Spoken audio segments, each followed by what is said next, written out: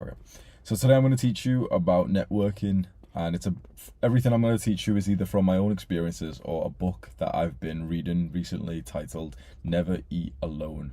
And so if you want to network, if you're at the position in life right now where you're not at the beginning stages of your self-improvement journey, you're not at the beginning stages, you've advanced somewhat, you've gained like a good level of success, you've built yourself up to be a good man, a successful man, and now you want to meet like-minded men. I can't encourage that enough. Like, it may be the single fastest way to actually level up is just meet other guys who are doing good shit and start collaborating with them. It's almost like a secret tactic that the the hordes of average men don't really know about because they only spend time with average men. So you see this a lot in the YouTube influencer space where people will collab with each other. You've seen me do this with Sneeko, with First Man, everything.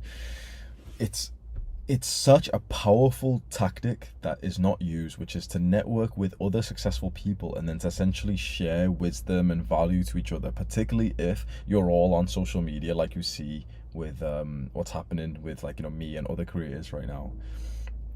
So before we begin, I have to give you the disclaimer, and I also have to sort of enlighten you in case you didn't realize right now. The single most important aspect of networking with successful people is to become successful yourself. And I know that's the unsexy answer and you wanted like some quick tip that you could quickly implement, but you have to become successful yourself to be attractive to some other guy who's also built up a good level of success. And it doesn't necessarily, and even it's better if it's not in the same kind of like realm of success as the other people have. So it's sometimes there's a benefit to, for example, being in a completely different industry and then getting in touch with someone who's in a separate industry and wanting to like collab with them and share ideas together.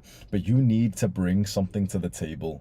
The majority of guys who talk about being lonely, who talk about wanting to like spend time with other guys, who want to increase their network, who want to make more friends and everything, the majority of guys who feel like this, I know that this sounds heartless, but they bring almost nothing to the table. Like, they'd actually be unfun people to spend time with.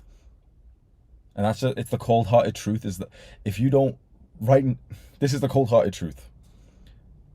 If you think about your friendship right now, if you think about your friend circle, your network right now, that completely demonstrates how much value you bring to other people.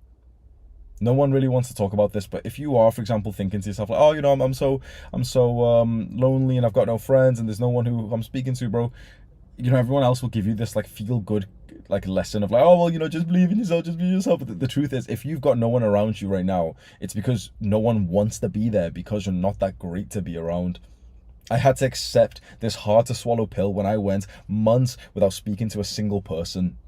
I had to accept that I'm not as great as I think I am.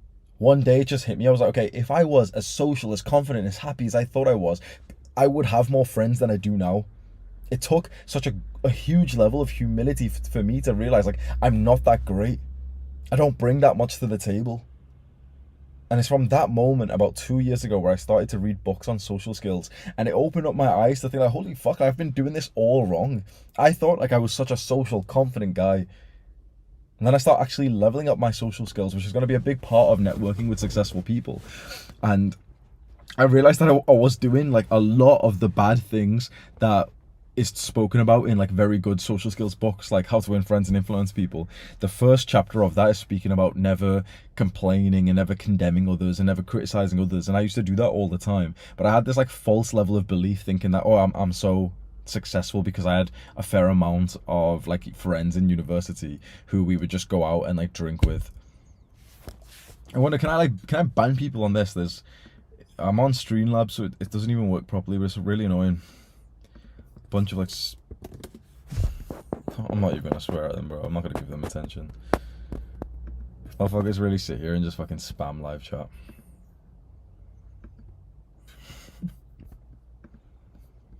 Yo, who wants to be a mod? Let's get some mods in this bitch.